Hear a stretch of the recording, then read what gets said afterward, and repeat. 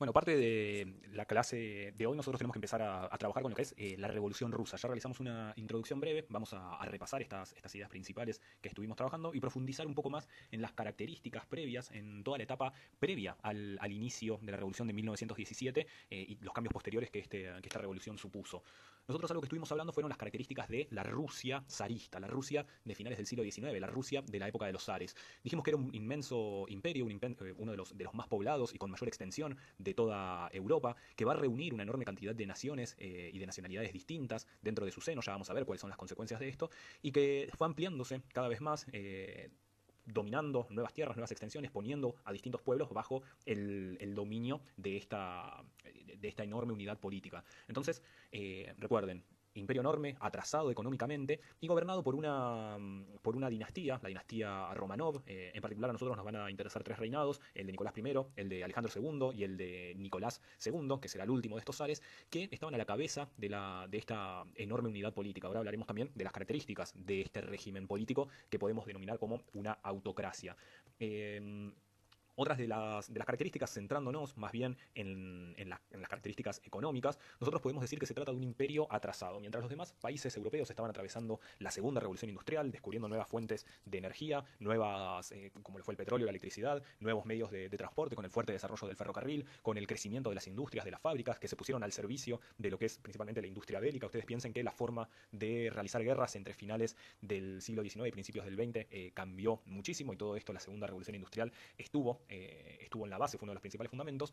Rusia era un imperio atrasado, un imperio que se basaba en una economía de base agraria, un imperio también con un 80% de la población campesina, un campesinado atrasado que vivía en condiciones de servidumbre directamente, trabajando en condiciones que no estimulaban el desarrollo de su actividad, muchas veces con maquinaria escasa, nula o atrasada, trabajando la tierra con mecanismos que habían caído en desuso en el resto de Europa hacía más de 50 o 60 años.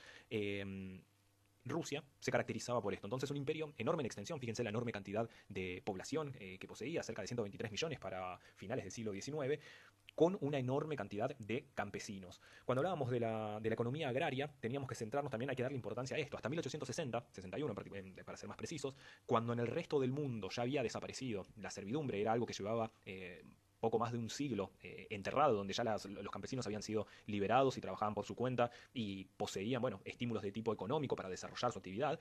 En Rusia todavía, hacia 1861, podemos encontrar campesinos trabajando en estas condiciones. Claramente esto va a afectar a la productividad. Un campesino cuya porcentaje mayoritario de la producción es recaudado por el Estado en concepto de tributos, no va a tener los estímulos necesarios para desarrollar la economía, desarrollar su actividad física. Esto llevaba, en muchos casos, a que haya una economía atrasada, sin los crecimientos, sin los rendimientos esperados.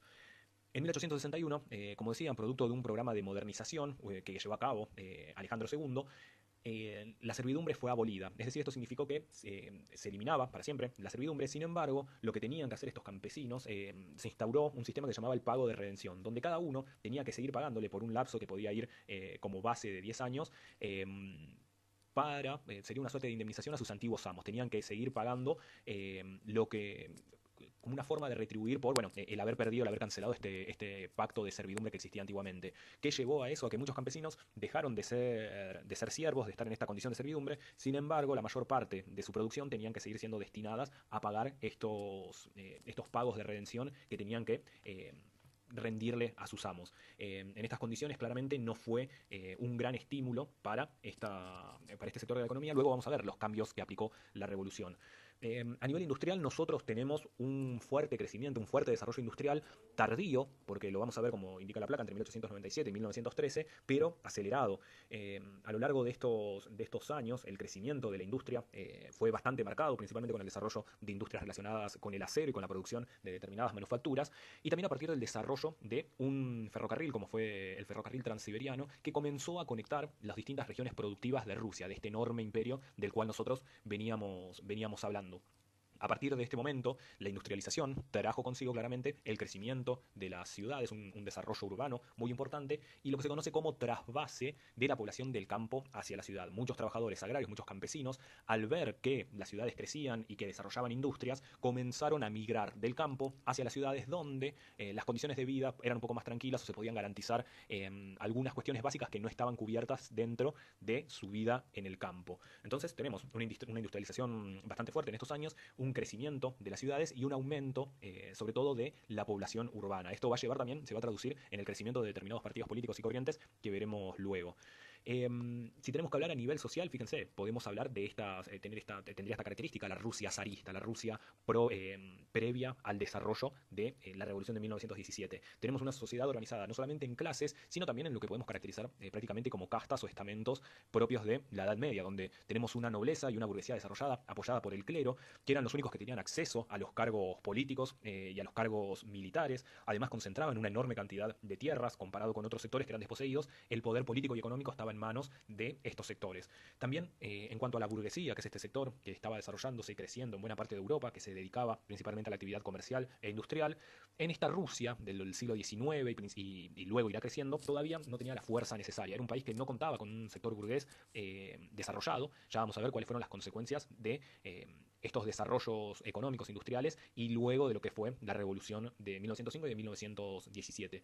Como habíamos dicho, el 80% de la población eran campesinos que vivían en estas condiciones, un campesinado prácticamente de subsistencia que cultivaba tanto la ganadería como la agricultura, generaban los propios medios de subsistencia, con un desarrollo técnico y tecnológico bastante atrasado, con niveles de analfabetismo elevadísimos, niveles también de mortalidad infantil muy altos en estos sectores, algo bastante llamativo para estar a inicios del siglo XX, en el 1900. Un montón de cosas que se habían frenado o que se habían superado en el resto de Europa, en Rusia todavía estaban presentes. Luego teníamos a los obreros de este imperio que poco a poco iba aumentando cada vez más. Sin embargo, sus condiciones de vida no eran las mejores. Claramente se trataba de una clase trabajadora escasa en formación o en crecimiento, pero que sus condiciones de vida y de explotación no eran terribles. No vivían en las mejores condiciones, mucho menos en esta etapa. A nivel político, si nosotros tenemos que hablar, como para ir cerrando la idea, nosotros vamos a ver, por un lado, teníamos la base de esta población, que es la población campesina, atrasada a nivel económico, digo, sobreexplotada, en condiciones de pobreza, como veníamos mencionando, que sostenía básicamente con el pago de sus tributos, con el pago de sus impuestos, a el grueso de la población, al grueso de esta casta dominante caracterizada por la nobleza y por la familia zarista. Cuando hablamos de la política, nosotros tenemos que pensar a la Rusia como un sistema, como una autocracia, a diferencia de otros países europeos que estaban desarrollando una democracia o un republicanismo parlamentario. En muchos países se mantenían los reyes, pero el poder político estaba en manos de legisladores y de determinados funcionarios del poder ejecutivo. En Rusia, este poder se concentraba dentro de la dinastía Romanov, dentro de esta familia. Tenemos un escaso desarrollo de estas instituciones políticas de participación. A diferencia de todos estos otros países de los cuales estábamos hablando, en Rusia el poder va a estar concentrado dentro de esta casta política. Esta nobleza hereditaria, la dinastía Romanov, va a apoyarse por un lado en el clero y por otro en el ejército, claramente para poder mantener este gobierno despótico, este gobierno que podríamos caracterizar también de absolutista, propio de otras épocas. La forma de mantener la dominación claramente se llevaba a cabo con estas prácticas, con una fuerte represión sobre la clase trabajadora y sobre el campesinado. Algo que tenemos que ver para empezar a cerrar esta etapa fue el desarrollo del sistema político y parlamentario, posteriormente a partir de 1905, hacia finales de esta década, de este siglo más que nada, hacia lo que es el año 1890, en 1895 en adelante. Nosotros vamos a ver la aparición de una serie de partidos políticos que van a ser los que van a estar a la cabeza de los procesos revolucionarios y de reforma que van a existir dentro de Europa, de Rusia, perdón. Vamos a hablar de 3 partidos, en particular con ideologías que pueden acercarse en determinados puntos, pero que tienen marcadas diferencias. No obstante, todos ellos colaboraron, tanto en la Revolución de 1905 como en la de 1917, para llevar a cabo este proceso revolucionario. Nosotros podemos empezar a hablar por lo que se conoce como el Partido Constitucionalista Democrático, o más conocido como Partido Liberal Ruso, que estaban formados por intelectuales, por burgueses, por profesionales liberales que pueden ser desde profesores hasta médicos, abogados y demás. Su principal objetivo no era un objetivo revolucionario de fondo, no buscaban cambiar el sistema económico en su profundidad, sino que apuntaban a establecer un régimen parlamentario similar al que existía en otros países europeos. Ellos miraban a Francia, miraban a Inglaterra, miraban a Alemania o a Italia y buscaban, su principal objetivo era establecer un régimen que garantizase las libertades políticas básicas, participación en las elecciones, en los cargos políticos, es decir, derechos civiles y políticos básicos que hoy en día nosotros gozamos, pero que en esta Rusia zarista no estaban presentes. Es decir, tenemos un programa político de corto alcance que no se preguntaba, no intentaba modificar la realidad económica, sino que apuntaba más bien a, como dije antes, una serie de reivindicaciones políticas, establecer un régimen parlamentario y ampliar la participación del grueso del pueblo dentro de estas instituciones, es decir, terminar con este sistema autocrático. Luego nosotros vamos a encontrar al Partido Socialista Revolucionario, el Partido Social Revolucionario, que muchas veces se habla de ellos como los eseritas. Este partido, que fíjense ya empieza a aparecer la idea del socialismo y la idea de la revolución, van a tener un programa más amplio que básicamente apunta a generar una serie de cambios de raíz en cuanto al sistema económico. Luego vamos a ver, bueno, cuáles son sus diferencias respecto del partido bolchevique, pero en particular apuntaban, su programa apuntaba se apoyaban en la idea de que el campesinado, es decir, estos campesinos atrasados y pobres de los cuales estábamos hablando, podían ser o debían ser los protagonistas de la revolución. Para ello se defendía un programa que se basase en la socialización de la tierra, en redistribuirlas, en cambiar el régimen de propiedad, distribuirla de otra manera igualitaria entre los millones de campesinos desposeídos, famélicos al borde del hambre, que podían existir en esta Rusia revolucionaria.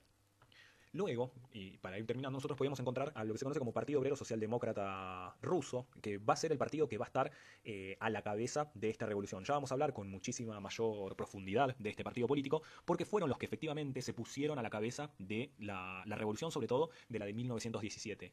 Defensores de la corriente marxista de pensamiento, una corriente política nacida en Europa hacia 1870, que básicamente defiende el derecho a la revolución social para modificar las bases de existencia. El marxismo, nosotros podríamos hablar muchísimo de esta corriente de pensamiento, no tenemos el espacio o el tiempo, pero a partir de los escritos de un pensador alemán llamado Karl Marx, se planteó la posibilidad de establecer una revolución como camino para llegar a un régimen, a un sistema económico y político más igualitario. El camino de la revolución sería la opción que tiene el proletariado, la clase trabajadora, tanto campesinos como obreros, para librarse de las cadenas y de las condiciones de explotación que han tenido a lo largo de su historia. Resumiendo el marxismo en dos palabras, podríamos pensarlos de este lado: un sistema de pensamiento que va a proponer la superación del sistema del sistema económico capitalista, de este modo de vida en el cual nosotros tenemos, pensando en la posibilidad de establecer un régimen más igualitario basado en la cooperación, en la socialización de los medios de producción y demás. Ya lo hablaremos.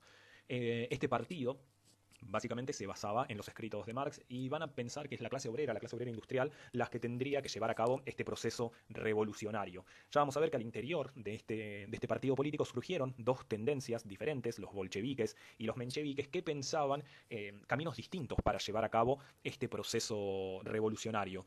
Mientras que los mencheviques, un partido de tipo parlamentario, que apuntaban a una construcción quizás un poco más colectiva de las formas de intervención políticas, los bolcheviques van a tener como líder principal a Vladimir Lenin, un pensador ruso, ya vamos a hablar bastante de él, pero que, fíjense, las principales diferencias las podemos encontrar, por un lado, en cuanto a la colaboración. Los mencheviques estaban abiertos a colaborar con otros partidos políticos, ya sean burgueses o liberales, para llevar a cabo su proceso revolucionario, mientras que los bolcheviques eran un tanto más extremo y cerrado, defendiendo una postura que tendía a excluir la posibilidad de una alianza con estos sectores políticos. Se centraban más bien en la potencialidad que tenía la clase trabajadora como partido, como sector de la sociedad, para llevar a cabo este proceso revolucionario. Nosotros ya vamos a ver más adelante las implicancias que tuvo el sector que termina venciendo tanto al interior del partido como de la revolución. Va a ser el bloque bolchevique, que va a llevar a cabo todo este programa que tenía previamente pensado de cara a desarrollar la revolución de 1917.